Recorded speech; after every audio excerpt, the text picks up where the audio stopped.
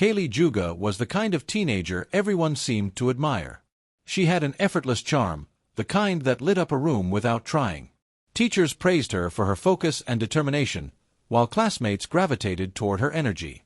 At 16, Kaylie was already thinking about college and chasing her dream of becoming a journalist. She wrote for the school newspaper, volunteered at local events, and rarely let anything slow her down. But what truly captured people's attention was her relationship with Stephen Morales. Stephen was a senior, tall, athletic, and popular. He had a calm demeanor, the kind of guy who made others feel safe around him. When he started dating Kaylie, most people thought they made a perfect pair.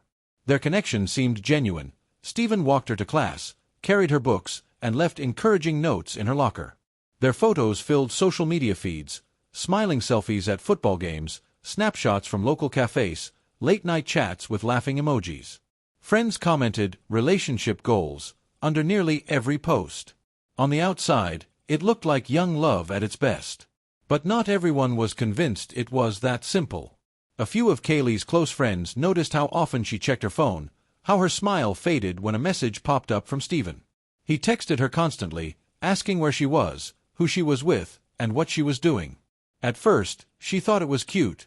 He just cared too much. But the questions turned into control. If she didn't respond within minutes, Stephen would flood her with calls or guilt-laden messages.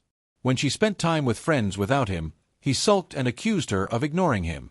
Even small decisions, like what to wear or who to talk to in class, sparked arguments. Kaylie brushed off the red flags.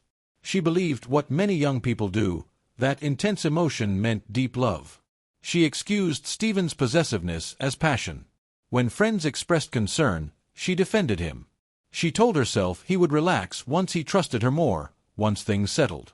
But things didn't settle. Instead, they intensified.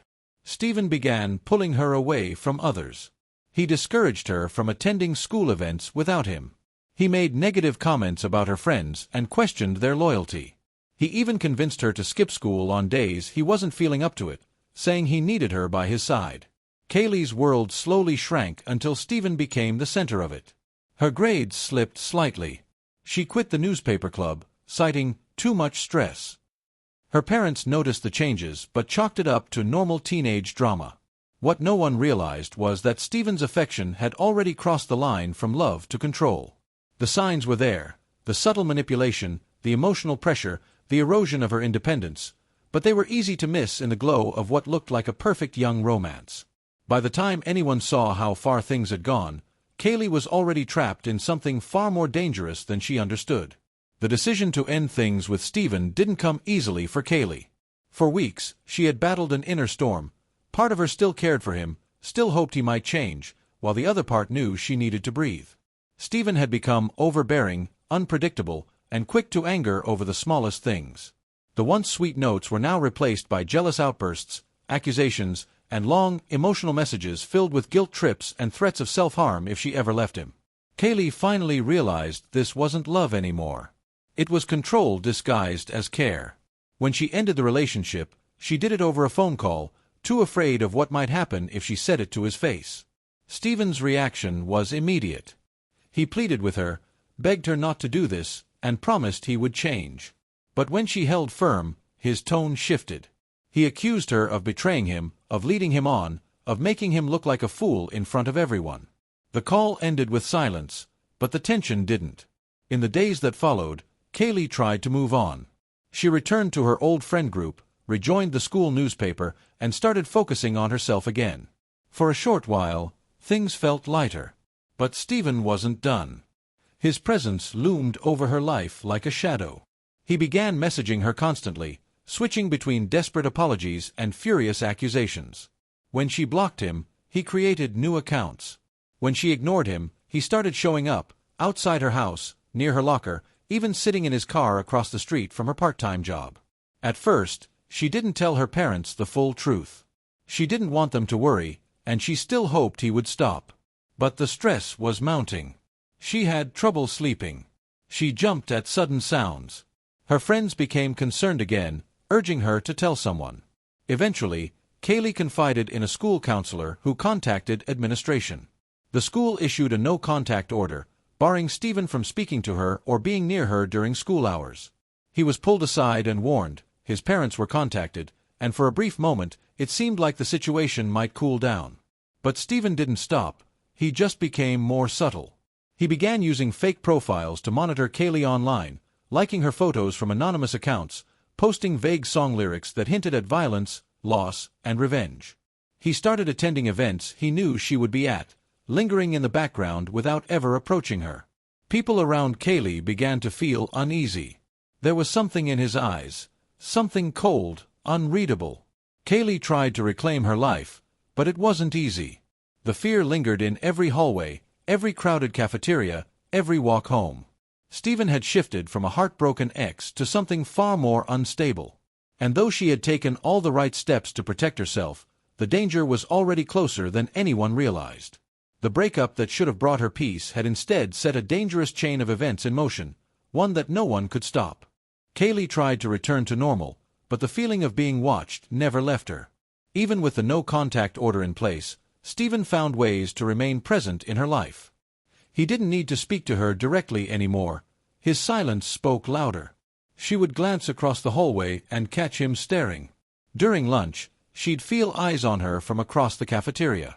Her phone would buzz late at night with blocked calls and anonymous messages she didn't need to open to know where they came from. She stopped wearing headphones when walking home. She started locking her bedroom window every night. At school, whispers began to spread. Some students thought Stephen was just struggling with the breakup.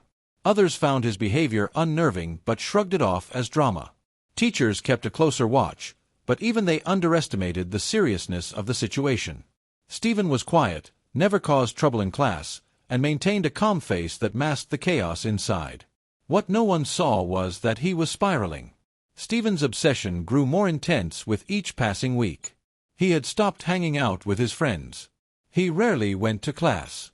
He spent most of his time online, scrolling through Kaylie's social media pages, analyzing every post, every like, every photo. He created spreadsheets, notes, and folders on his phone dedicated entirely to her. Screenshots of old messages, photos of her daily routines, saved stories and tagged locations. It became a ritual, a distorted way to feel connected to someone who had already moved on. Then the physical warnings started. Kaylie's locker was found open one morning, her books scattered across the floor. A note had been tucked inside one of them, 4 words written in black ink, "You belong to me." The school investigated but couldn't prove who did it. A few days later, her car was vandalized while parked outside the school gym. The tires were slashed, and her rear window was cracked. Police were called, a report was filed, but again, there wasn't enough evidence to link Stephen. Her parents grew more concerned. They offered to pull her from school, but Kaylie refused. She didn't want Stephen to take away the rest of her life. Instead, they installed cameras at their home and contacted the police again, pushing for action. Officers warned Stephen and made a note of the threats, but without direct proof of violence or a clear threat to her life, there wasn't much they could do under the law. At night, Kaylie found herself staring at the ceiling, unable to sleep. She had nightmares of being chased, of someone watching her through the window. She carried pepper spray in her backpack and took new routes home. But no matter how much she tried to protect herself, the fear remained. She wasn't just looking over her shoulder anymore. She was living in constant dread. What had once been love was now a shadow creeping closer each day. And deep down, Kaylie felt something terrible was going to happen. She just didn't know when. Friday, May 17th began like any other spring day in the quiet neighborhood where Kaylie lived. The sun was out, the air warm with the promise of summer, and school had just ended for the week. Kaylie had plans to stay in that night. With finals approaching, she decided to skip a small get-together her friends invited her to and focus on studying instead. Her parents were attending a school board meeting across town and would be back later in the evening. They trusted Kaylie, knowing she was responsible and usually preferred the quiet comfort of her room over loud parties. Around 6 p.m., Kaylie was seen by a neighbor walking back from the nearby gas station with a drink in hand and her phone to her ear. She seemed relaxed, dressed casually, smiling as she crossed the street. No one knew it would be the last time anyone saw her alive. By 7:30, she had settled into her room, her phone active with texts to friends and music playing softly through her speaker. Her last message, sent at 8:43 p.m., was a simple "good luck" to a friend preparing for a college entrance test. At 9:03 p.m., a faint popping sound echoed through the neighborhood. One neighbor assumed it was a firecracker. Another thought it was a car backfiring. No one considered it could be a gunshot. Inside the Juga house, no signs of struggle could be heard from outside. Everything was quiet. When Kaylie's parents returned home at around 9:30, they immediately sensed something was off. The front door wasn't fully shut. They called out to Kaylie, expecting a response. Maybe the sound of footsteps rushing down the stairs, or her voice calling back. But the house was silent. Her father walked upstairs, calling her name again. When he opened her bedroom door, the world seemed to stop. Kaylie was lying on the floor, surrounded by blood, a gunshot wound to her chest. Her phone was next to her, shattered. The room was otherwise undisturbed. There were no signs of forced entry, no stolen items, no broken locks. It didn't look like a robbery or a random act of violence. Whoever had done it had come there for one reason: to kill Kaylie. Police arrived within minutes. As they searched the property, they noticed the side gate slightly ajar. In the soft dirt below the bedroom window, they found partial footprints leading toward the fence. Behind a bush, hidden but not well, was a single black glove. Forensics would later confirm it belonged to Stephen Morales. Surveillance footage from a home 2 streets away showed Stephen walking alone toward the direction of the Juga house shortly before 9 p.m. He was wearing a dark hoodie, and in his hand, barely visible, was what appeared to be a small object, later identified as a handgun taken from a relative's home weeks earlier. The same weapon was found hidden under his bed the following day. The evidence was mounting quickly, but the horror had already sunk in. Kaylie Juga, a bright, kind, and driven teenager, had been murdered in her own home, the place where she should have been safest. And all signs pointed to someone who once claimed to love her. The morning after Kaylie's murder, police officers arrived at Stephen Morales' house with a search warrant in hand. He had not returned home the night before, and his parents were unaware of his whereabouts until he walked in around 7 a.m., looking disheveled and distant. When questioned, Stephen claimed he had spent the night at a friend's house, but could not provide the friend's name or contact information. His story quickly began to unravel. Detectives noticed scratches on his hands and dirt on his shoes. Within hours, he was taken into custody. During the search of his bedroom, officers found the gun wrapped in a sweatshirt, hidden beneath his bed. It was a .38 revolver that had been reported missing by his uncle 3 weeks earlier. A ballistics test would later confirm it was the weapon used to kill Kaylie. Also discovered were pages from a spiral notebook filled with erratic writings, some letters addressed to Kaylie, others full of rage and disjointed thoughts. The entries revealed a mind consumed by obsession, unable to let go, and spiraling towards something violent. The interrogation lasted for hours. At first, Stephen denied any involvement. He claimed he hadn't spoken to Kaylie in weeks and insisted he hadn't been near her house. But faced with a growing pile of evidence, the surveillance footage, the footprints, the glove with his DNA, the weapon, his resolve began to crack. Eventually, he confessed. His words were chilling. He said he just wanted to see her, to talk one last time. He didn't mean to shoot her, he said. But when she told him to leave, something inside him snapped. The explanation didn't match the deliberate steps he had taken: stealing a gun, watching her house, entering through the backyard. It was clear this wasn't an accident. It was a decision. News of Kaylie's murder and Stephen's arrest spread fast. The community was stunned. Teachers, friends, neighbors, all struggled to understand how a high school breakup could escalate into something so unthinkable. At school, a memorial was set up in the courtyard with flowers, photos, and handwritten notes. Students wept as they left messages under her picture. Her chair in the journalism room was left empty. Her voice, once so full of ambition and hope, was silenced forever. The trial began 6 months later. The courtroom was packed, each day filled with emotional testimony. Kaylie's parents sat silently in the front row, their pain visible in every glance. Stephen's defense team tried to argue diminished mental capacity, suggesting his mental state had deteriorated after the breakup.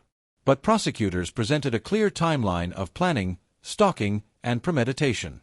The jury deliberated for less than 4 hours. Stephen Morales was found guilty of first-degree murder and sentenced to life in prison without the possibility of parole. In the years following her death, Kaylie's family established the Kaylie Juga Foundation, dedicated to educating teens and parents about the warning signs of obsessive relationships and emotional abuse. Her story became a powerful reminder that love, when twisted by control and jealousy, can turn deadly. And that no one, no matter how young or kind, is immune to the danger that can come when obsession replaces care.